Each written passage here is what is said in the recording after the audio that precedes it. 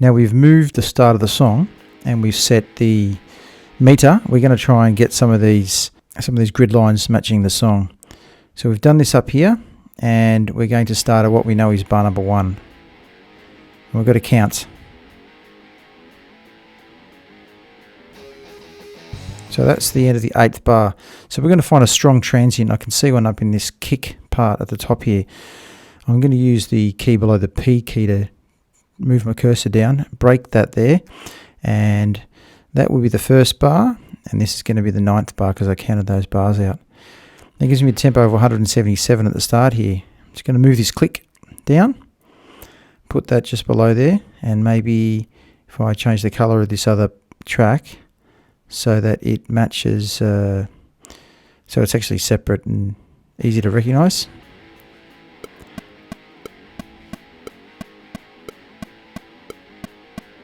Now you can hear that they just haven't recorded to a click track here.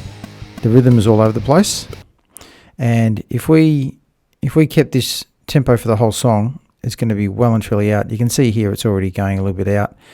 And then they get a little bit behind the beat. And if we go a bit further on, you'll notice it even further behind the beat. And it just keeps going. So, but then they actually get back in time. So if we go right to the end of this selection, you'll notice that by the time they hit here, they're back in time. So, yeah, so we're just looking at some of these grid lines. Yeah, so now they're before the beat. So it's all over the shop because they haven't used a click track. So we've got to actually generate the grid lines to match what they've actually played. Just counting. I'm just trying to count some bars here. 2, 2, 3, 3, 2, 3, 4, 2, 3, 5, 2, 3. So I might, yeah, just looking for some transients here. All right, might have to look at another part. Maybe I'll just move this selection up here. Maybe break that and then use this one. This is a kick drum. 2, 2, 3, 3, 2, 3, 4, 2, 3, 5, 2. So the 5th bar is about there. So there's a 4-bar selection. 2, 2, 3, 3, 2, 3, 4, 2, 3, bang.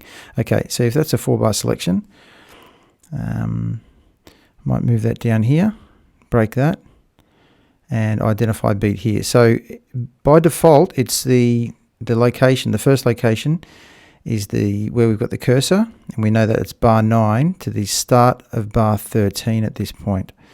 So I'm going to type in 13. And you'll notice that those grid lines now are a lot closer to what they actually played. Now after that, we need to work out whether we can just count 4 bars or 8 bars or even just 2 bars. Yeah, it's pretty out. So there's a strong transient there. Might use that one. Bring that down to the track we're using, the green one. Just count that again.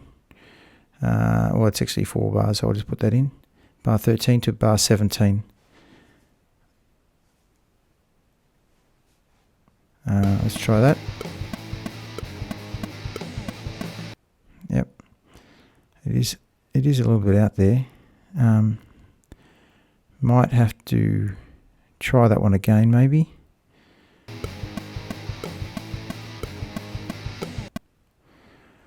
Yeah, maybe just change that to a 3-bar. Just identify that. That'll be the start of bar 16. So a little bit of trial and error. Yeah, so that matches. That's fine. So I'll just heal this, Command H. That'll heal that. Gee, they're getting out already, aren't they? So that's 2 bars there. So I can identify that as start of bar 16, the start of bar 18. Watch those grid lines move into place. Yep, so you can hear the click, by the way, in the background there. Yeah, so we just really have to do these 2 bars by 2 bars. I can mute the, not that one. I'll mute the click track here.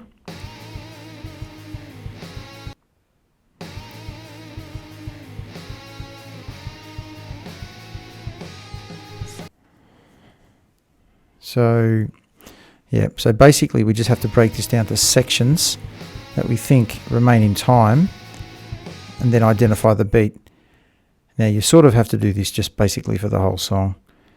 So that's bar 18 to the beginning of bar 24. Click OK on that. That'll give us another tempo at the top there. So you can see that we've gone up to 186 beats per minute already. And you can see how close they are on the beat, some of those. So if I drag that in, you'll notice that we've done, about a tenth of the song already. So essentially, when a band hasn't recorded to a click track, it means that we have to do this to get the grid lines. And you can hear that that click is now in time. And each one of those clicks is a grid line, so that's going to work.